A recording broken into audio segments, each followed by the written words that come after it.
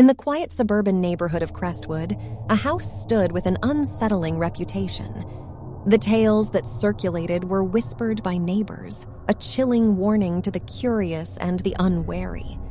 They spoke of a bathroom that held an otherworldly secret, a malevolent presence that lurked within its confines, waiting for its next victim. The Watson family, newcomers to Crestwood, had no knowledge of the stories that swirled around their new home. Robert Watson, a devoted husband and father of 2 children, believed that the move would provide a fresh start for his family.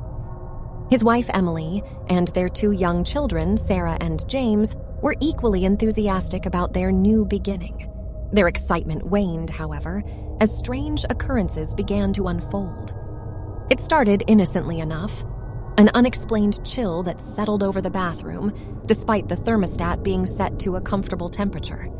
Then faucets would turn on by themselves, and the sound of distant whispers would drift through the walls. One evening, as Sarah stood before the bathroom mirror, brushing her hair, she caught a fleeting glimpse of movement behind her.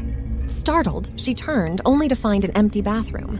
Unease crept over her, but she brushed it off as a trick of her imagination. Days turned into weeks, and the unsettling incidents escalated.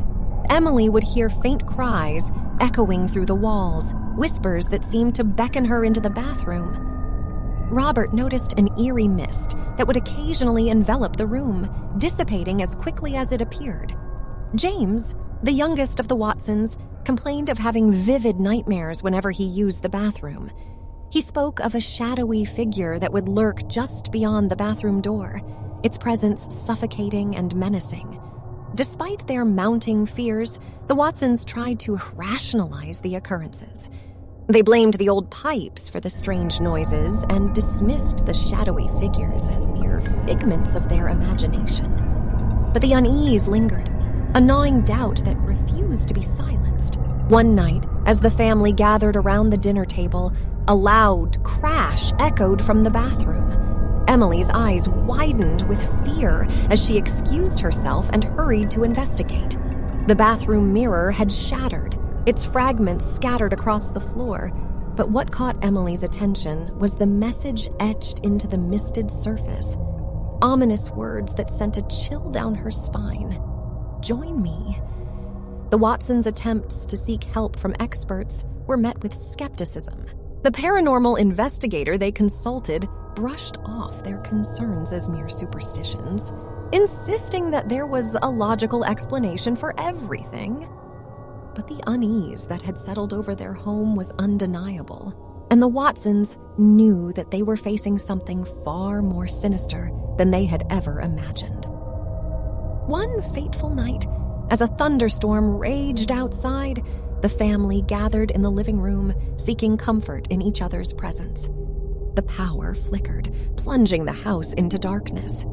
Sarah, James, and Emily exchanged anxious glances, their hearts racing in the palpable silence. With a sense of foreboding, they heard footsteps echoing down the hallway, the unmistakable sound of wet footprints on hardwood. Emily's blood ran cold as the footsteps approached, growing louder and closer. "Mom, what's happening?" James whispered, his voice trembling. Before Emily could respond, the bathroom door creaked open, revealing a chilling sight. A figure stood in the doorway, its form shrouded in darkness. It emanated a cold, malevolent energy, and its eyes glowed with an otherworldly light. The Watsons recoiled in terror as the figure advanced, its voice a haunting whisper that slithered through the air. "Join me," it rasped, its words dripping with malevolence. Without hesitation, the family fled the living room, their heartbeats drowning out the sound of their own panicked breaths. They huddled in the safety of their car, watching in horror as the figure lingered in the doorway, its presence like a shadow cast by an unseen abyss. Desperation led the Watsons to seek the help of a reclusive medium, a woman rumored to possess a connection to the supernatural realm. She arrived at the house, her demeanor grave as she surveyed the bathroom. "It is a restless spirit," she intoned, her voice low and measured. "Trapped between worlds, it seeks solace through the living." With a sense of purpose, the medium conducted a seance, channeling her energy to bridge the gap between the living and the dead. The room grew still, the air heavy with anticipation, as the medium communed with the malevolent presence that had haunted the Watsons. The figure's voice echoed through the medium, its pain and anguish palpable. "Help me," it pleaded, its tone a chilling mix of desperation and sorrow. The medium guided the spirit toward the light, her words a beacon of guidance in the darkness. Slowly, the figure's form began to dissipate, its presence fading into the ether. The room was engulfed in an otherworldly calm, the air lighter, as if a weight had been lifted.